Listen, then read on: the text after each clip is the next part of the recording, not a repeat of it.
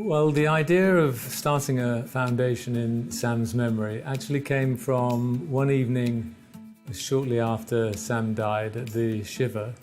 The whole family was sitting around the table and somebody said, why don't we have a go at trying to raise some money in Sam's name? We straight away thought, well, how much can we raise? And somebody said £10,000 and somebody else said, well, look, even if it takes us 5 years, why don't we go for £25,000 because it's a significant sum. And so the following day I contacted Professor Gore and said to him that this is what we wanted to do. And so we started from that day.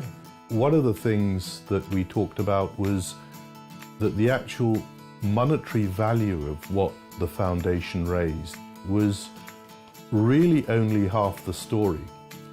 Because if we got the right people involved and the right amount of money to allow them to achieve something, then grants would be got from other places on the back of that based on the money donated by the foundation. And that's come to pass in spades. Perhaps the first question on our mind was, why did ipilimumab, a drug that Sam was on in the very early stages of its development, why might somebody respond to this drug? The work that was funded by the Sam Kean Foundation has helped us understand some of that based on, in fact, some of the laboratory work that was undertaken by the first Sam Kean Fellow.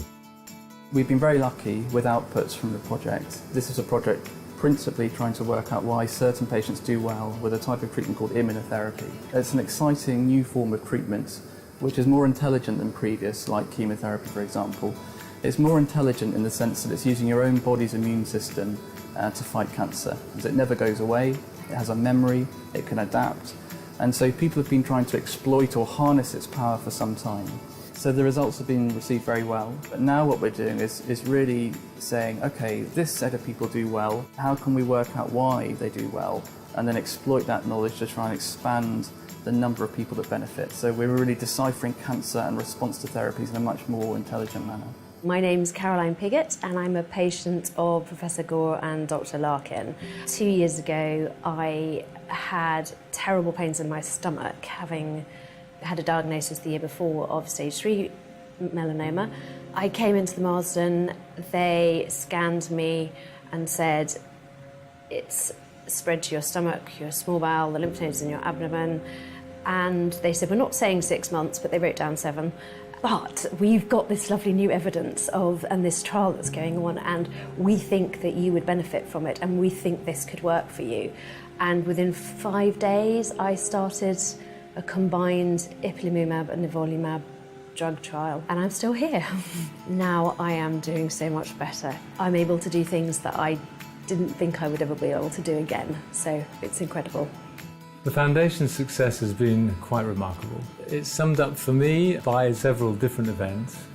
And those events run from a huge gala evening to the latest one, which was Sam's niece, who grew her hair and then had it cut off and raised money for the foundation. So a very big thank you to you all. It is quite remarkable how successful it's been. What we have to do now is really take advantage of the knowledge we've got, both the clinical knowledge and the laboratory knowledge, and take us to the next level so that even more patients can live a long time with their melanoma under control. And actually, let's start talking about how many patients we can cure. How have I benefited from the research of Professor Gore? I wouldn't be here without it. Nobody should be in any doubt that it is organisations like the Sam Kean Foundation that allow the sort of strides to be made that we have made. This sort of risk that we can take in our laboratory work and our clinical work is only possible with the sort of funds that we get from the Sam Kean Foundation. The message I would like to give to the supporters, first of all, is thank you, but please keep doing what you're doing. You saved my life. Oh.